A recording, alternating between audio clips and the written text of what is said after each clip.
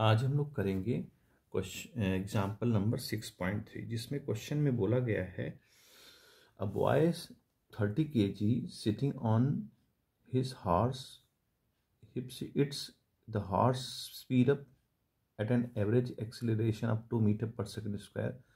If the boy does not slide back, what is the force of friction exerted by the horse on the boy?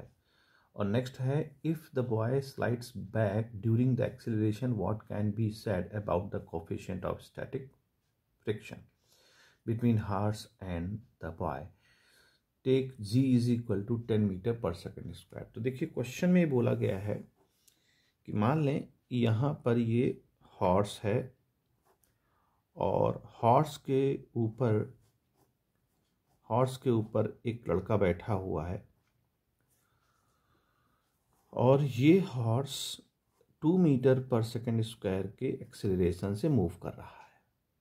तो पहले case में अगर वो लड़का पीछे की तरफ स्लाइड बैक नहीं करता, मतलब जब जैसे ही हॉर्स चलना शुरू करता है तो ये पीछे की तरफ नहीं बैक होता है, तो इसका रीजन ये हो सकता है कि ये लड़का भी उतने ही एक्सेलरेशन से आगे बढ़ेगा, यानी जो इसका फोर्स ऑफ फ्रिक्शन है वो उसको मैनेज करेगा और वो लड़का भी 2 मीटर पर सेकेंड स्क्वायर के एक्सेलरेशन से आगे बढ़ेगा। तो सबसे पहला जो आपका क्वेश्चन पूछा गया है वो पहले वाले टॉपिक में कि कहता है कि what is the force of friction. ये उस दौरान जब ये लड़का हॉर्स के ऊपर बैठा है और 2 मीटर पर सेकेंड स्क्वायर की स्पीड चल रहा है एक्सेलरेशन से, तो वहाँ फोर्स ऑफ फ्रिक्शन क्या होगा। तो देखिए यहाँ पर हमें एक वेट काम करेगा नीचे की तरफ लड़के का और वेट का रिएक्शन फोर्स ऊपर काम करेगा और ये लड़का जिस एक्सेलरेशन से आगे बढ़ रहा है उतना ही फोर्स ऑफ फ्रिक्शन लगेगा, इस पर बैलेंस हो जाएगा।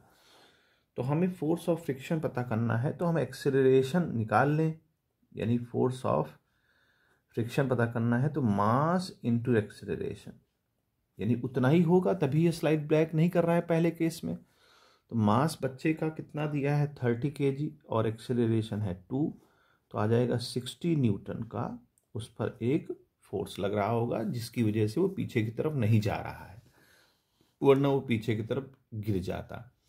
ये तो पहला हमारा आंसर आ गया सीधा सीधा। दूसरा क्वेश्चन में कहता है कि अगर वो पीछे को बैक हो जाए, यानी अब फोर्स ऑफ फ्रिक्शन जो 60 न्यूटन है वो उतना नहीं लग रहा होगा जिसकी वजह से बैक हो जा रहा है। तो अब हम ये देखें कि मान लीजिए उस पर जो कोफिशिएंट ऑफ फ्रिक्शन है वो म्यू एस है, maximum static friction force mu S है। तो यहाँ से अगर हम देखें तो फार्मूला होता है फ्रिक्शन का normally F equal to mu into R, ये तो हम लोग जानते हैं, ये नॉर्मल होता है म्यू इंटू आर।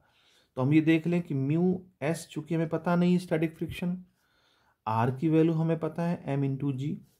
तो यहाँ से अगर हम म्यू एस और एम जो है वो रिएक्शनरी फोर्स है आर, तो एम जो है हमारा दे रखा है 30 और जी की वैल्यू है 10, तो ये हमारा आ जाएगा 300 म्यू एस। ये फोर्स ऑफ हमारा जो है फ्रिक्शन है जिस वक्त ये जो है स्लाइड बैक हो रहा होगा। तो मैक्सिमम स्टैटिक फ्रिक्शन फोर्स हमारा 30 म्यू एस आ गया।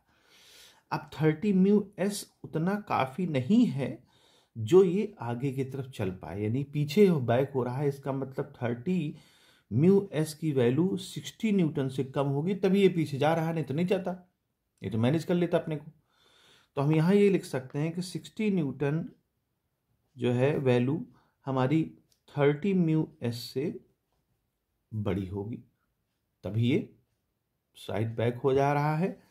तो हम म्यू एस की वैल्यू जो पूछ रहा है, म्यू एस कितना होगा, स्टैटिक फ्रिक्शन फोर्स कितना होगा उसके बारे में बताएं। तो म्यू एस की जो वैल्यू होगी वो यहाँ पर 60 डिवाइड बाई 300, तो निकल आएगा म्यू एस की वैल्यू।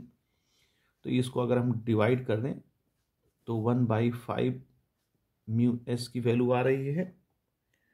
तो यानी कि म्यू एस जो है हमारा आ जाएगा लगभग 0.2